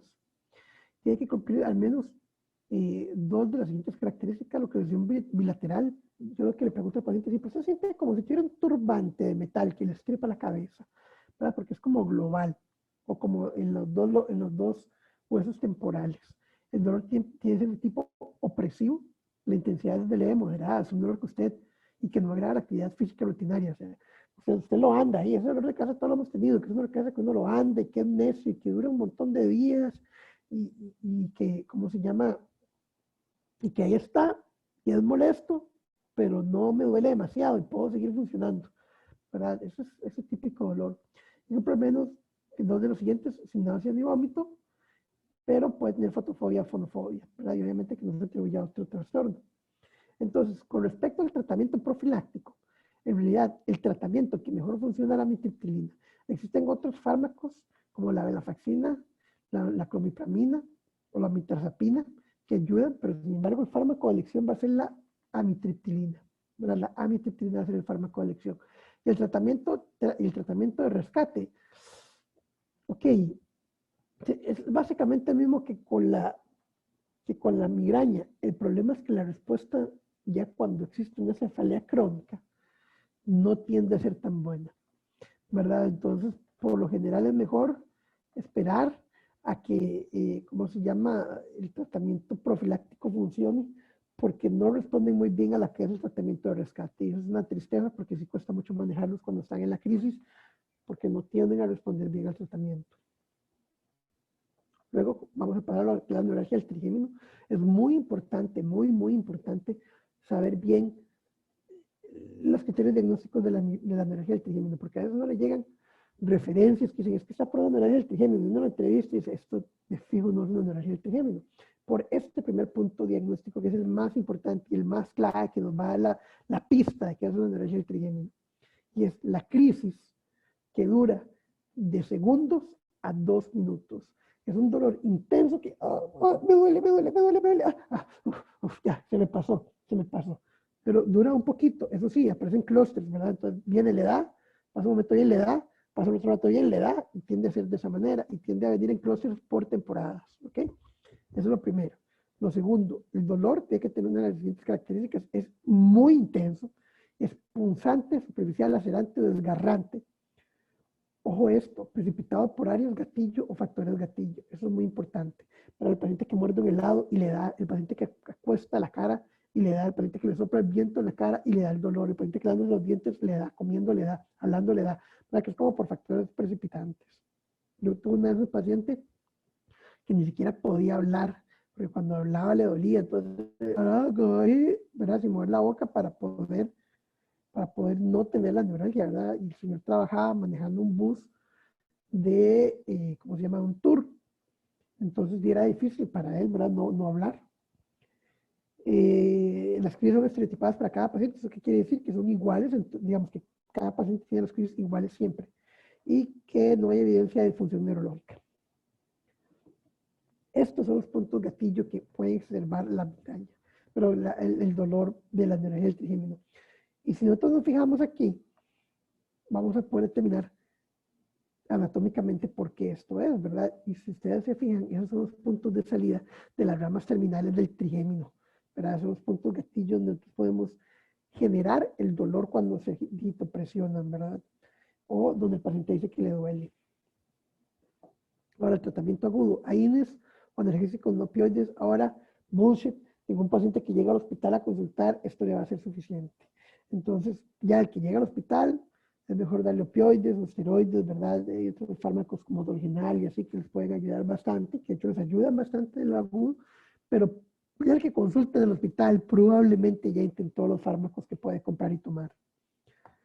Luego, con relación al tratamiento preventivo, el fármaco más importante va a ser la carbamazepina, ¿verdad? Es el que tiene mayor validez en dolor neuropático, la dosis máxima es de 1200. Sin embargo, siempre es importante empezarlo muy lento, porque este fármaco da mucho sueño y da como sensación de mareo, inestabilidad. Entonces siempre es importante comenzarlo lento, pero es muy buen fármaco. La pastilla es de 200 miligramos y por lo general yo empiezo con 200 miligramos en la noche y voy escalonando hasta 400 horas sueño y dependiendo de la tolerancia del paciente yo trato de llegar a 400 BID para hacer los 800, ¿verdad? Luego tenemos la gabapentina. Las pastillas son de 300, tienen los mismos efectos secundarios de la carbamazepina. La dosis es de 900 en una pastilla 3 veces al día hasta 3600. También funciona bastante bien. El valproato, el topiramato, ya estamos ahí retrocediendo un poco con respecto a la eficacia de estos medicamentos, tienden a funcionar menos, pero bueno, si ya falla con carbamazepina, falla con gabapentina, intentemos darle valproato. Ahora, existen otras medidas que se pueden utilizar, como por ejemplo la brisotomía. la descompresión microvascular, pero el paciente que tiene un asa vascular compresionando el sitio de salida del trigémino. Ahora, el baclofeno, ¿verdad? Ahora, estas medidas no garantizan el éxito y son invasivas, ¿verdad? Lo que en realidad se utiliza cuando ya falla con el tratamiento farmacológico, en realidad es que le ponemos Botox. Se le ponen 100 unidades de Botox en el arco cigomático por arriba y por abajo, directamente al nervio trigémino, y eso les funciona súper bien, súper bien. Son pocos los pacientes que no responden a esto. ¿Verdad? Siempre nos falta el que salga ahí con un domingo 7 que no respondió, pero son pocos los pacientes que no responden. ¿Ok? Luego tenemos la cefalea en racimos. Esta es la única cefalea primaria más frecuente en varones.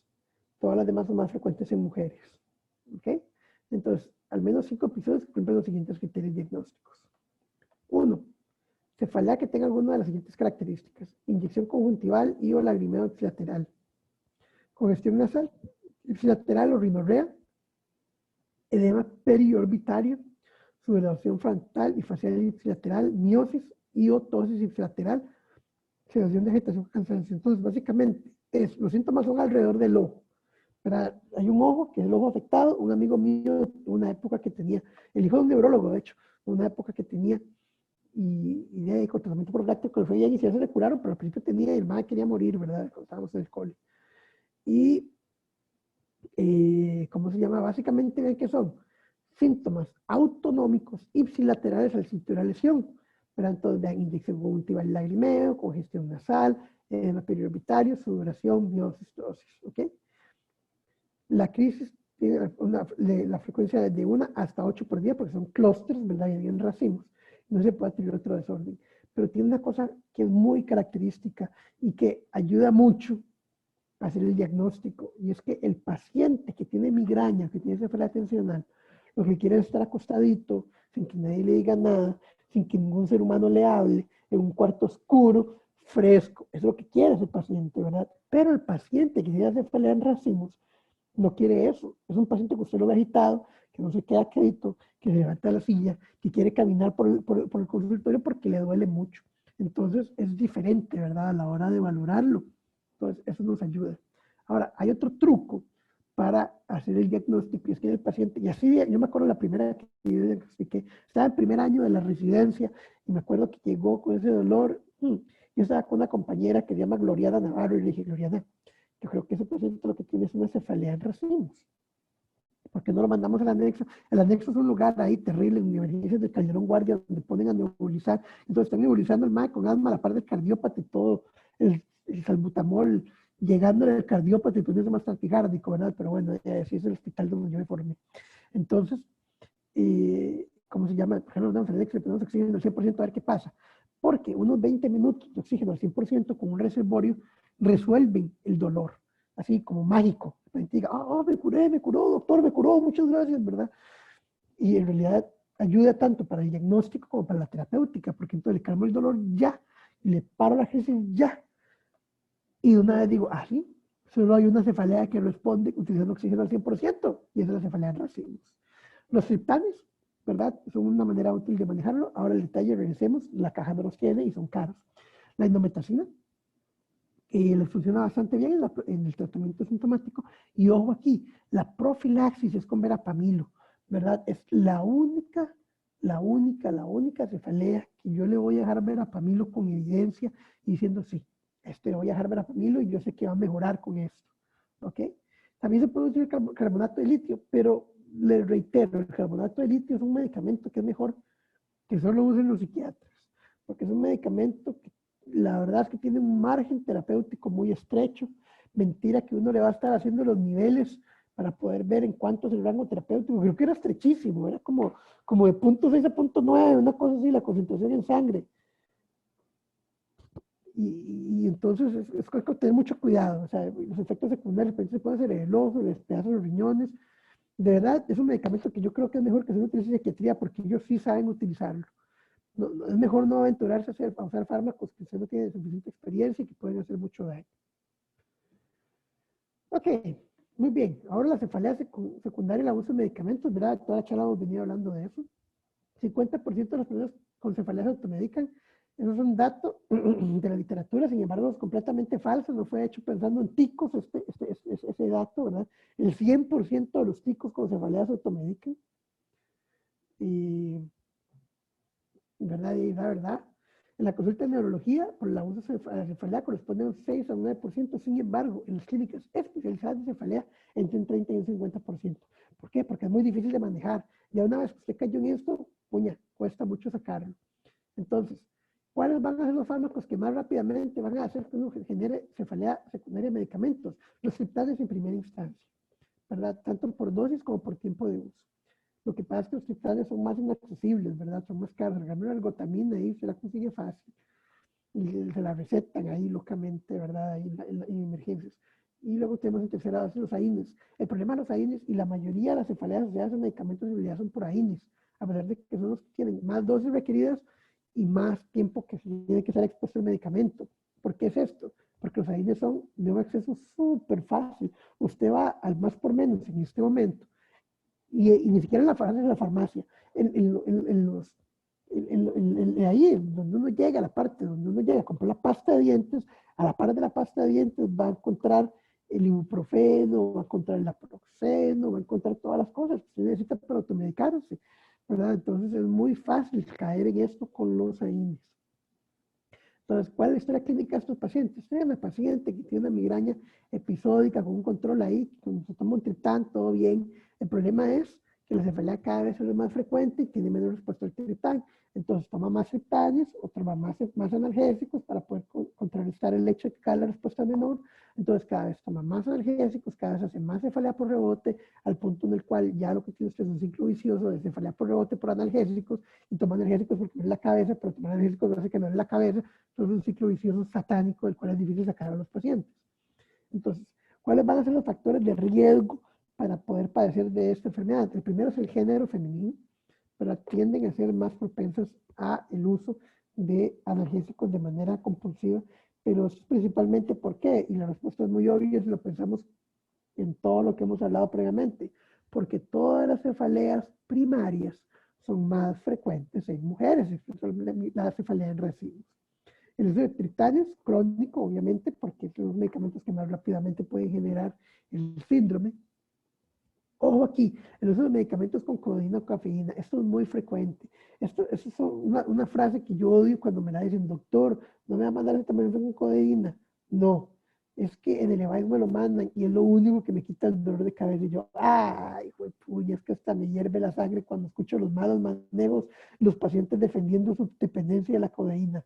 ¿Verdad? No se utilizan, nunca, nunca, nunca, nunca, bajo ninguna circunstancia, aunque usted le ponga una pistola en la sien y le digan, mándele un opiácido a este paciente, no se les mandan opiáceos a ningún paciente por ninguna cefalea primaria, excepto las neuralgias. Con excepción de las neuralgias, ninguna cefalea primaria se maneja con opiáceos. Cuando ustedes sean médicos, por favor, que nunca me encuentre un paciente de ustedes que le pusieron en emergencia estromol, nada de esas balas, ¿verdad? O sea, ningún opiáceo, ninguna morfina, nada de estaminación con codeína. Estas varas lo que hacen es que perpetúan los dolores de cabeza y vuelven dependientes de los pacientes. Entonces no lo hagan, no lo hagan, no lo hagan.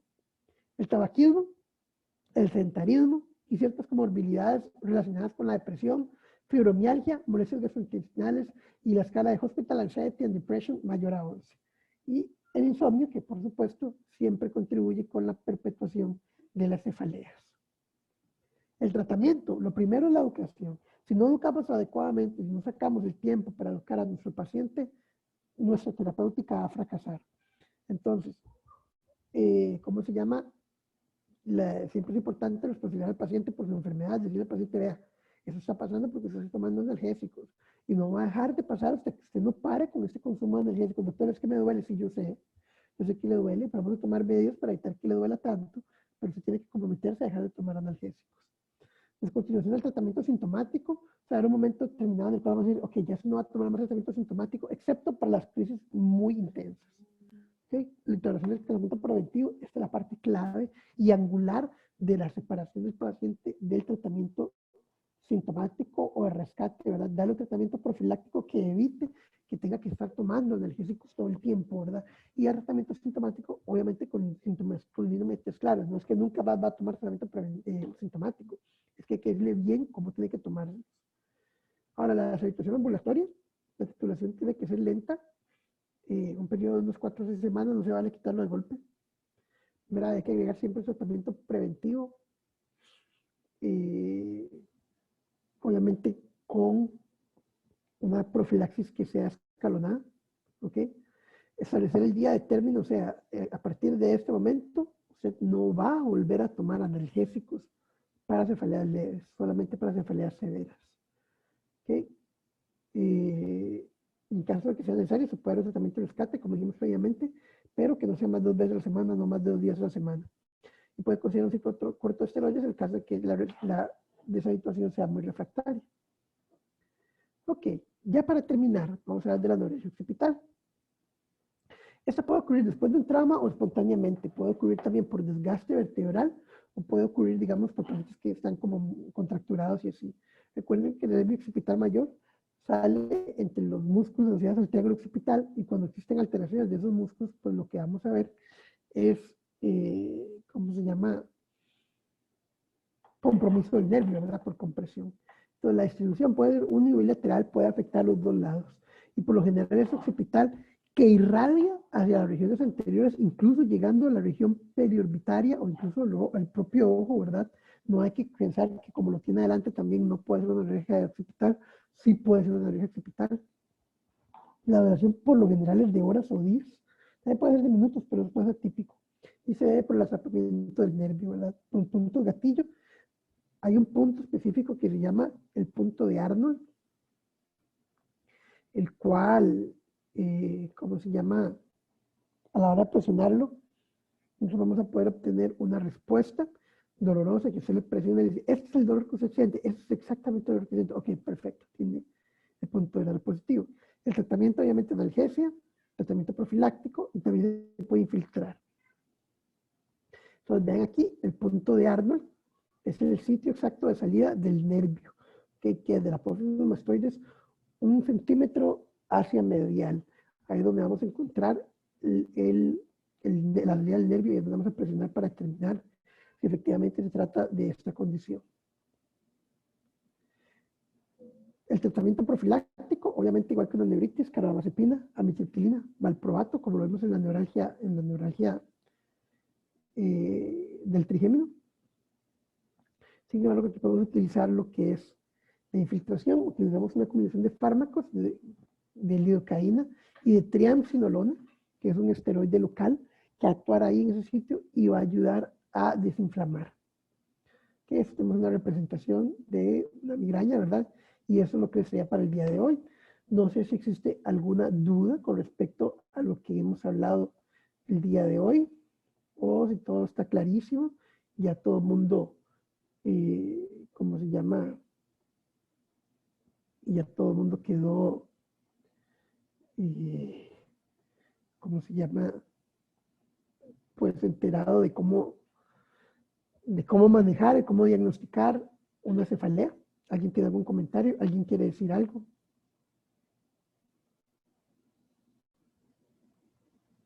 De mi parte, agradecerle, doctor, muy buena la clase. Perfecto, le agradezco muchísimo por ese comentario. Doctor, sí. Igual de mi parte, agradecerle por el tiempo. La clase es súper buena y súper provechosa. Muchas gracias. Con muchísimo gusto. Alguien está preguntando aquí en el chat que cuál es la teología de la cefalea en racimos. Lastimosamente no sabemos.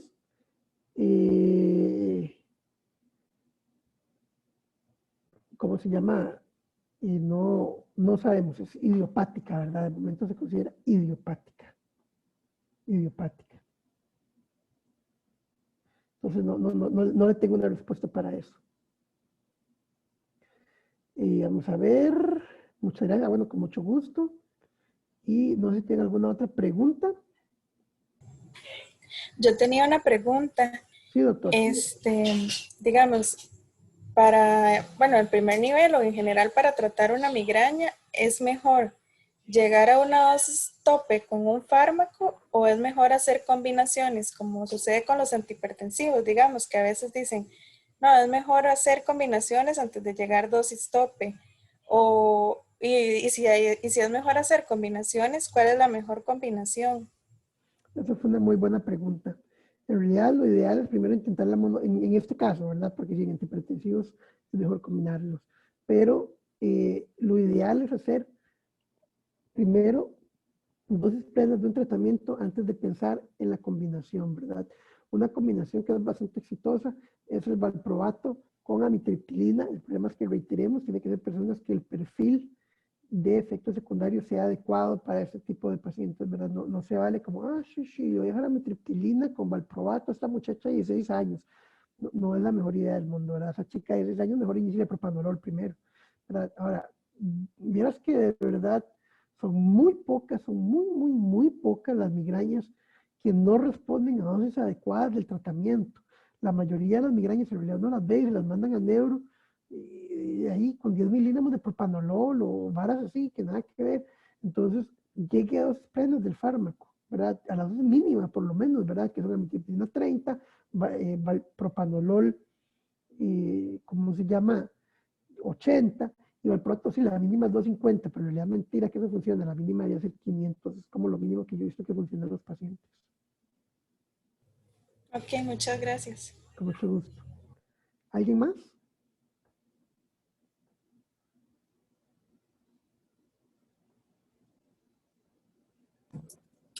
Buenas noches, doctor. Una pregunta. Buenas noches. Yo sé que cuando tenemos banderas rojas al respecto en la cuestión de migraña, deberíamos de hacer un TAC para descartar alguna patología estructural. Pero ¿qué pasa cuando encontramos que algunos médicos dan tratamiento profiláctico previo, como el propranolol, que lo dan antes de descartar eso a pesar de tener una o dos banderas rojas? ¿O cómo deberíamos de actuar en ese momento? ¿Deberíamos de primero empezar con STAC o dar el tratamiento profiláctico? Ok, el detalle es por qué usted le va a dar tratamiento profiláctico si cree que tiene una cefalea con banderas rojas, ¿verdad? O sea, el paciente con cefalea de banderas rojas tiene indicación para, ¿cómo se llama? Tratamiento de emergencias ya. O sea, hay pacientes, obviamente, en los cuales uno el cuadro clínico puede decir, así es que muy obviamente esto es una migraña, ahora tienes a todas luces una migraña. Lo que pasa es que tal vez hay una cosa que a usted no le guste, como por ejemplo, que con el esfuerzo se le aumenta. Pero eso técnicamente es una bandera roja. Sin embargo, a todas luces una migraña. Ok, le voy a iniciar tratamiento profiláctico y lo voy a mandar a hacer el TAC. No hay pecado en iniciar un tratamiento profiláctico siempre y cuando usted se encuentra bandera roja, manda a hacer el TAC, ¿verdad? Pero tiene que mandar a hacer el TAC. Y la idea es que no lo haga mandándolo a la consulta externa, digamos. Lo ideal sería que lo mandara a emergencias. O sea, básicamente el pecado no está en mandar el tratamiento profiláctico, el pecado está en no mandar a hacer la tomografía.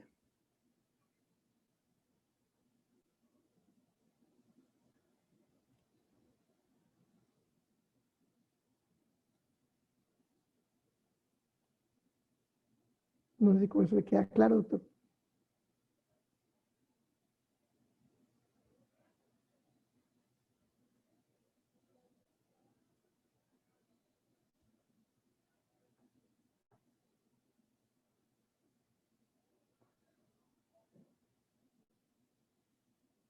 Ok, vamos a ver, aquí viene otra pregunta. Dice, doctor, sobre el uso del propanolol, un segundo para terminar de leer esto, ya le doy la palabra. Sobre el uso del propanolol con profilaxis de migraña, ¿qué tan frecuente es la hipotensión al inicio de la titulación? Al inicio de la titulación es bastante infrecuente, bastante infrecuente. Sin embargo, precisamente por eso es que se titula, para evitar que haya hipotensiones, ¿verdad? Pero en realidad es bastante infrecuente. He pasado tal vez un par de veces. Por eso es que se titula con dosis pequeñas. Muy bien, sí, doctora, perdone que le dije, que le interrumpí. Sí, gracias, doctor. Era para ver por qué, por ejemplo, a migraña también, por qué también está combinada con cafeína. Perdón, no entendí. Es que sonó como entrecortado. Perdón, era para saber por qué la migraña está combinada con cafeína. Ahí va a poner. Doctora, verás que no le entendí. No quiere escribirlo por el chat, por favor. Es que vieras que es probable que sea culpa mía porque el proveedor de cables se llama Ticaribe y no es el mejor proveedor de cable del mundo. Ok, es que estoy en mi teléfono y no sé dónde escribirlo. Ya, ahí le escucho perfecto, ¿no? Ya ahí le escucho perfecto. Dígame ahí. Ah, ok. Doctor, es que mi pregunta es, ¿por qué la Bamigran, que es ergotamina, también tiene combinación con cafeína? ¿Y por qué? O sea, también he visto como muchos que, yo trabajo en el hospital de Punta Arenas, y veo como referencias de los médicos de Device que también que mandan que aumenten el consumo de cafeína. Sí, vieras que el detalle es que la cafeína sí se ha visto que ayuda a disminuir digamos, la intensidad de la crisis, ¿verdad? De hecho, sí funciona. Sí funciona. Lo que pasa es que tiende a darse fallas de rebote. Ahora, le reitero, no debería utilizarse nunca y no debería promoverse de parte del personal médico nunca el consumo de ergotamina para el uso de migraña, ¿verdad? No se debería nunca recomendarle a ningún paciente, a menos que usted le quiera hacer un daño, obviamente, recomendarle el uso de ergotamina. Pero la cafeína sí funciona, lo que pasa es que hace fallas de rebote. Es lo mismo. Ah, ok, gracias. No, con muchísimo gusto. ¿Alguna otra pregunta?